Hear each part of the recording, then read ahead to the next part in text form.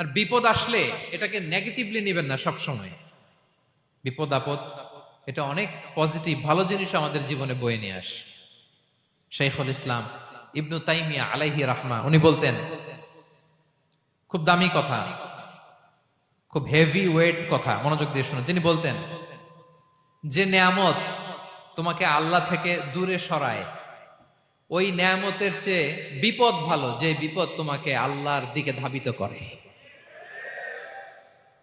I repeat, আমি আবারও বলি, যে নাজ নেয়ামত তোমাকে আল্লাহ থেকে দূরে সরিয়ে দেয়, সে নাজ নেয়ামতের চেয়ে ওই বিপদ আপদ ভালো, যে বিপদ আপদ তোমাকে আল্লাহর কাছে টেনে দেয়।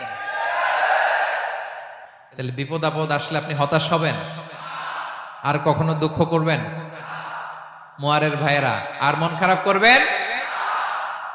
আপনি খেয়াল করে দেখেন, বিপদ আসলে আমরা আল্লাহরে ডাকি বেশি। যখন অসুস্থ আপনি খেয়াল করেন তো, আল্লাহ আল্লাহ তুমি ছাড়া বাঁচানোর কেউ নাই, আল্লাহ তুমি হেফাজত করো, আল্লাহ তুমি সুস্থ করে দাও। যখন লাইফ থ্রেট, আপনি গুম হয়ে যেতে পারেন, আপনার কারাবন্দী করতে পারে, এরকম একটা বিপদের মধ্যে আছেন, তখন খেয়াল করেন তো আল্লাহর সাথে আপনার কানেক্টিভিটি, রিলেশনশিপটা কতটা ডেভেলপ হয়। কারণ বিপদে পড়লে আমরা আল্লাহরে ডাকি বেশি।